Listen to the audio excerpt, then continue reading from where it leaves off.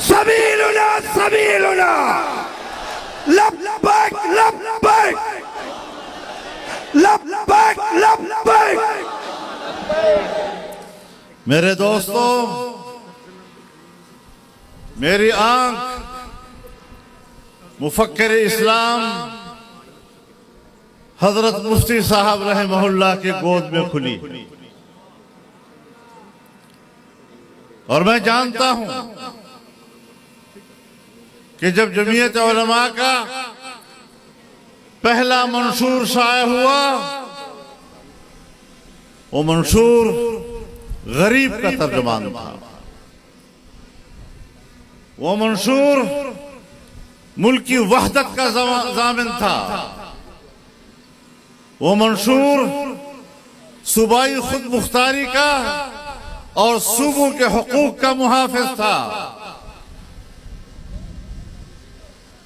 वो मंशूर पाकिस्तान पर अल्लाह की हाकिमियत का अलमबरदार बना और हमने यही दर्स सीखा है। मुल्क में निजाम होगा तो वही होगा जिसका तायुन आज मेरा आइन करता है कि हाकिमियत आला अल्लाह रब्बुल आलमीन की होगी और अवाम के मुंतखब नुमाइंदे अल्लाह की नियाबत करते हुए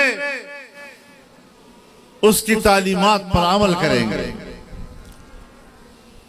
उसके मुताबिक कानून साजी करेंगे। ये आईन का हिस्सा है। ये आईन का हिस्सा है कि इस्लाम पाकिस्तान का ममलकती मजहब होगा।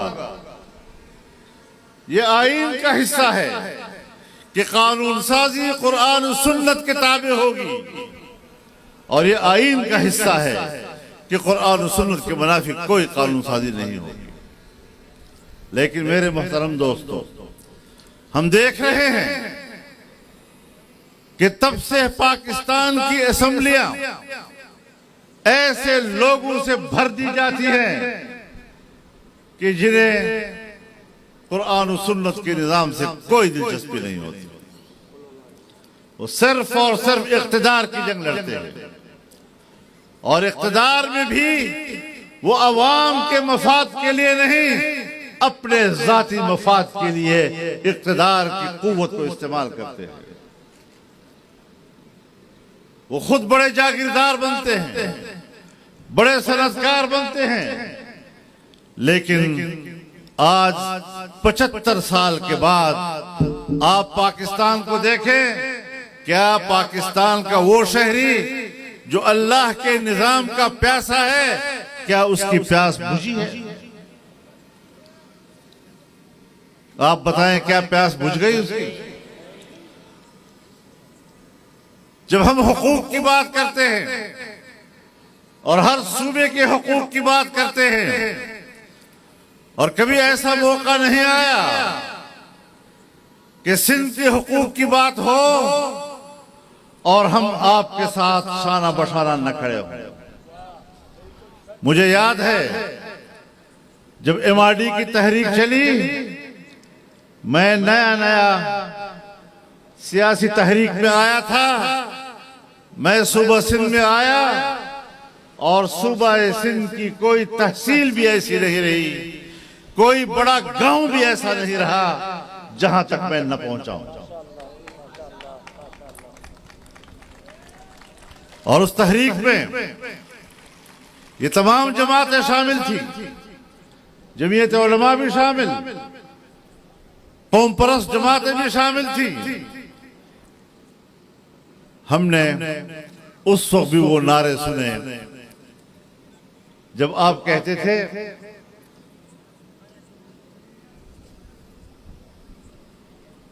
पन्नू आकिल में छावनी न खप्पे, तो हम छावनी न खप्पे के नारे में आपके साथ।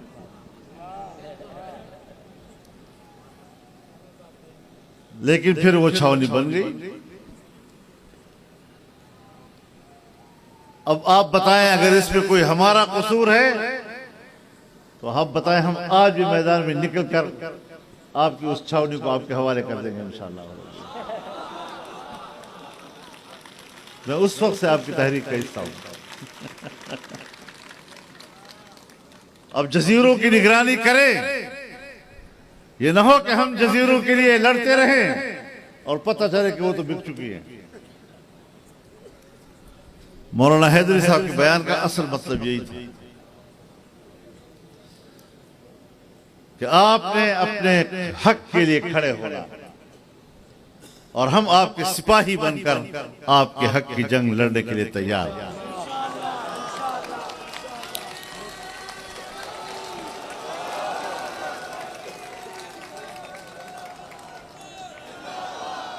लेकिन मेरे मोहतरम दोस्तों, आज का ये जो जलसा हो रहा है और अवामी असेंबली के उन्वान से हो रहा है, ये इसलिए हो रहा है कि इंतखाबात के जरिए जो असेंबलियां वजूद में आई हैं वो जाली असेंबलियां हैं। सिर्फ ये नहीं कि वोटों में हेर फेर किया गया, ये नहीं कि वोट के बक्से तब्दील किए गए, बाकायदा असेंबलियां खरीदी गई हैं। सिंध की असेंबली से लेकर ऐवान सदर तक का सौदा हुआ।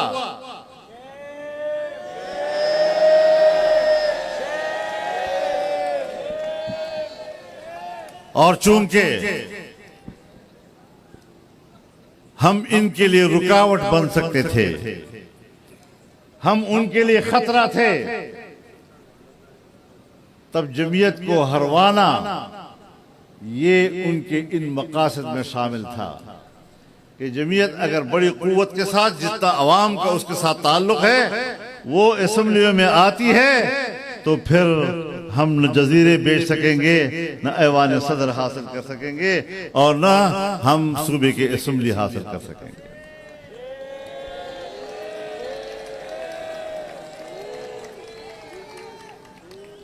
अब याद रखो, हम